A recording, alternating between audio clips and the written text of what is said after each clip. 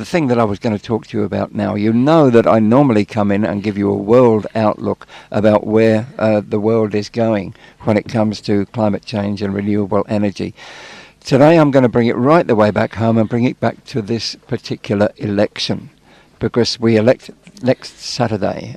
So if if you are interested in taking on board where each of the parties stand when it comes to the election, if that's going to colour where you put your vote, I thought I would just run down where everybody stands on that way.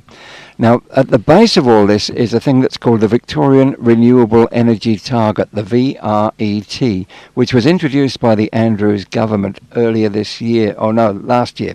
At the time, Daniel Andrews said that the VRET would deliver 9,000 jobs. It would reduce power bills and cut pollution. And at the time, he said that 4 out of 5 Victorians supported this. This was the Labor Party had done its polling, had come out, and they'd come up with this particular thing. Now the point was that for the impetus of that is that they were going to cut emissions. They had a target. They were introducing a target which was going to cut emissions by 40% by 2025. That was the main thrust of the VRET. Since then, at the beginning of this campaign, so we're talking about this time last week, they said they're going to exceed that, and the Labor Party's policy is now to reduce emissions in Victoria by 50% by 2025. And that's up 12% from 2016. And they've got a really quite a comprehensive program for doing this. They deliver 928 megawatts of new wind and solar projects throughout auctions, and they have plans to install solar PV on 650,000 homes and solar hot water on 60,000 homes. They've got a comprehensive thing. They're not just saying it. So that's the Labor Party. The Greens take it even further. They've got a proposal for a comprehensive plan to transition the state to 100% renewable energy by 2030. So they're taking 5 years longer than the target that the Labor Party has set for itself, but they're saying they're going to do the whole caboodle, not just 50%. And they've got $9 billion worth of publicly owned large-scale renewable energy and projects that they are putting up. And they, again, have not just come up with ideas.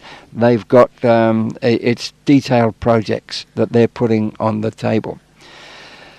Then you come to the Liberals, who said that they will get rid of the Victorian renewable energy target entirely, and they have no other thing to put up in its place. Oh well, Andrew Katos even was specifically, the forum at Mitch ran last week was specifically asked a question along those lines.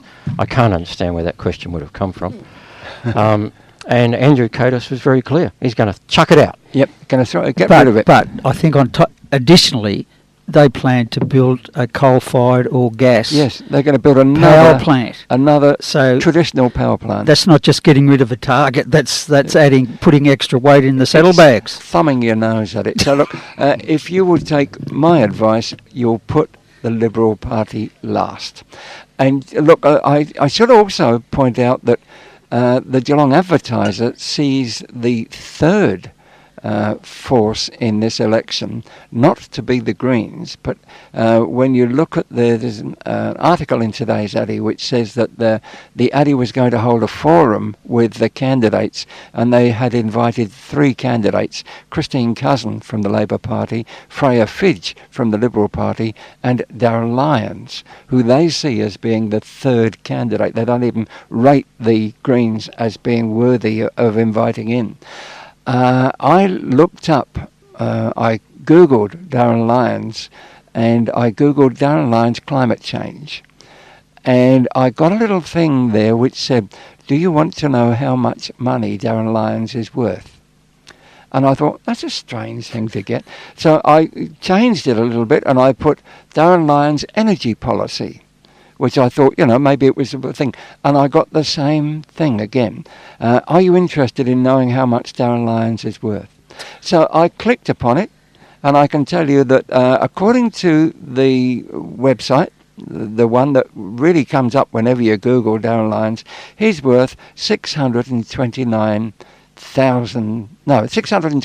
million. Okay. And that sort of got me thinking, and I thought, if he really is worth that much money, how come we didn't get a bit more value when he was our mayor?